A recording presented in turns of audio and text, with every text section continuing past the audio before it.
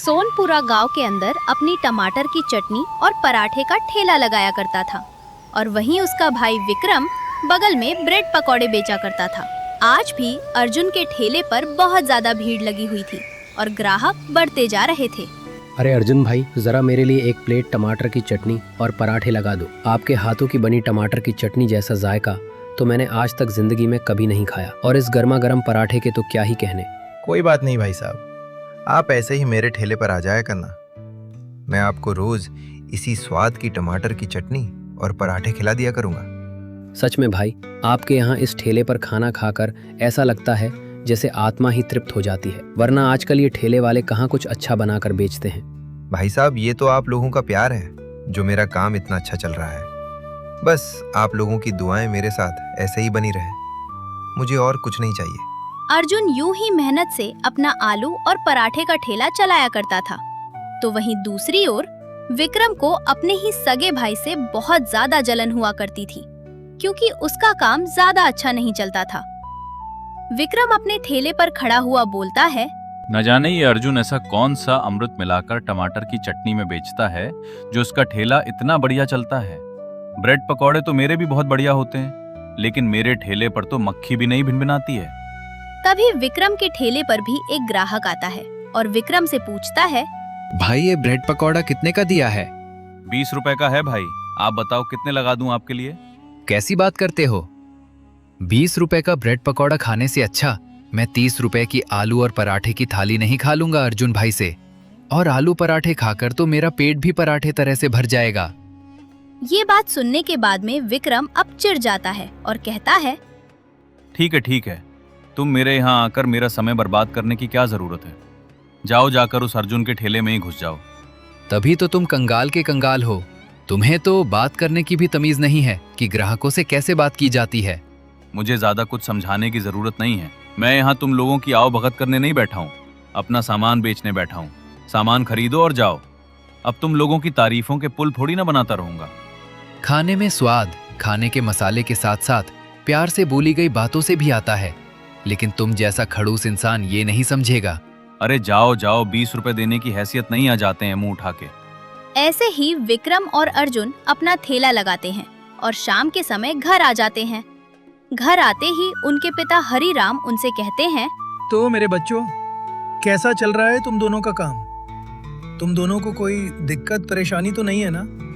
नहीं बाबा, सब कुछ बहुत बढ़िया चल रहा है और आज तो कमाई भी दुगनी हुई है। मैं तो सोच रहा हूँ कि अब एक किराए की दुकान खरीद ही लेता हूँ।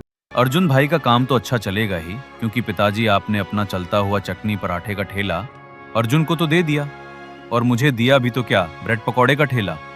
अरे हर कोई टमाटर की चटनी और पराठे खाने के लिए जाता है, मेरे ब्रेड पकौड़े तो बिकते ही नहीं है। ये तुम दोनों की मेहनत का फल है।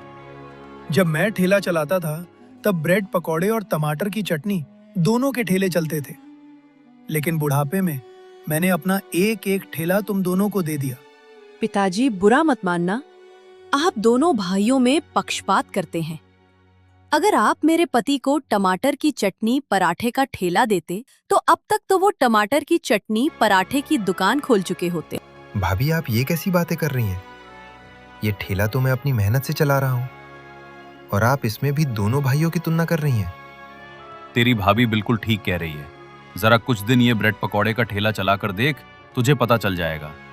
मैं भी तो देखूं तू टमाटर की चटनी अच्छी बनाता है या तुझे पहले से बंधे ग्राहक मिले हैं। वैसे भी ब्रेड पकौड़ा 20 का मिलता है और टमाटर की चटनी पराठे की प्लेट हम 30 रुपए की बेचते हैं, तो ग्राहक तो तेरे ठेले पर ही आएंगे ना। ठीक है भाई, अगर आपको ऐसा ही लगता है तो यही सही। कल से ही ब्रेड पकौड़े का ठेला मैं लगा लूंगा और चटनी पराठे का ठेला आप लगा लेना। अब ऐसा ही होता है। विक्रम अगले दिन चटनी पराठे का ठेला लगाने लगता है और अर्जुन वही ब्रेड पकौड़े बेचने लगता है। विक्रम की आधे ही दिन में बहुत अच्छी कमाई हो जाती है, लेकिन उसकी चटनी कम पड़ जाती है और वो सोचता है, सही फैसला लिया मैंने अर्जुन से ये ठेला वापस लेकर, लेकिन चटनी तो कम पड़ने वाली है। कोई बात नहीं, जब भर में चटनी कम पड़ती थी तो माँ उसमें पानी मिला देती थी। मैं भी थोड़ा पानी मिलाकर मसाले छिड़क देता हूँ, किसी को क्या ही पता चलेगा। जिसके बाद में अब विक्रम चटनी में पानी और मसाला मिला देता है और पुड़ियों का आकार भी छोटा कर देता है।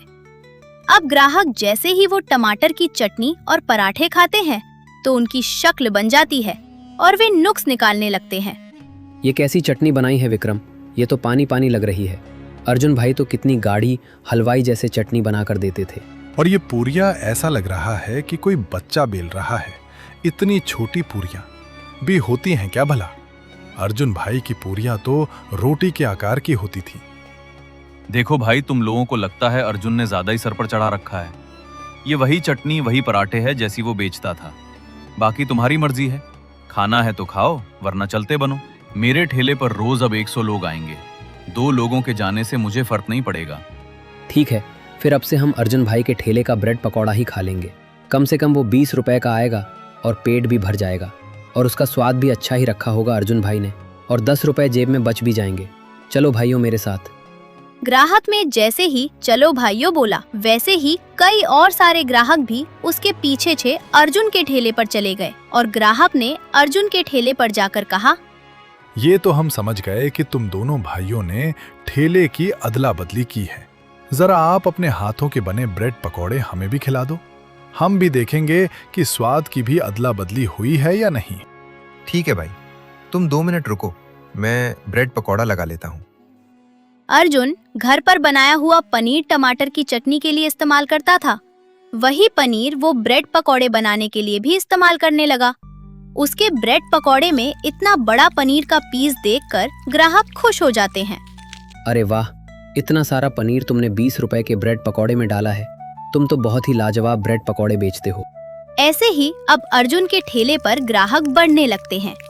एक ही हफ्ते में विक्रम को अकल आ जाती है। वो उदास अपने ठेले पर खड़ा हुआ था। वहीं अर्जुन के सारे ब्रेड पकौड़े बिक गए थे और वो घर जा रहा था। उसने विक्रम को उदास अकेले ठेले पर खड़ा देखा तो उसके पास जाकर कहा, क्या बात है भाई, अब तो मैंने अपना चटनी पराठे का ठेला भी तुम्हें दे दिया है, फिर अब तुम क्यों उदास हो? मैं तुमसे बड़ा हूं, लेकिन फिर भी मैं किसी काम का नहीं। मैं अपने आप को साबित नहीं कर पाया। मैं बस ये चाहता था कि पिताजी तुम्हारी तरह मेरी भी तारीफ करें, लेकिन मैं ऐसा नहीं कर पाया। मैंने तुमसे तुम्हारा काम भी छीन कर देखा, लेकिन मैं उसमें भी हार गया। कभी किसी से बिना जीते अपने आप से लड़कर देखो, देखना तुम्हारी जीत अपने आप हो जाएगी। भाई, मुझसे मुकाबला छोड़कर खुद को बेहतरीन बनाने के लिए खुद से मुकाबला किया होता तो आज आप मुझसे भी ज्यादा काबिल होते। इसके बाद में दोनों भाई अब ठेला बंद करके घर चले जाते हैं और हरीराम कहता है, तुम्हारा चटनी पराठे का ठेला बहुत बढ़िया चल रहा होगा ना? नहीं पिताजी, मुझे अकल आ गई है कि चटनी पराठे का ठेला सिर्फ अर्जुन ही चला सकता है। मैं ब्रेड पकौड़े का ठेला ही लगाऊंगा और धीरे धीरे इतनी ज्यादा मेहनत करूंगा कि मेरे ब्रेड पकौड़े खाने के लिए भी लोग दूर दूर से आने लगेंगे। मुझे बहुत खुशी है विक्रम कि तुम्हें एहसास हो गया है। चलो, अच्छी बात है। कल से तुम दोनों अपना अपना ठेला संभालना जैसा शुरू से संभालते रहे हो। अगले दिन से जहां अर्जुन अपना टमाटर की चटनी पराठे का ठेला फिर से चलाने लगता है, तो वही विक्रम भी अपना ब्रेड पकौड़े का ठेला चलाने लगता है।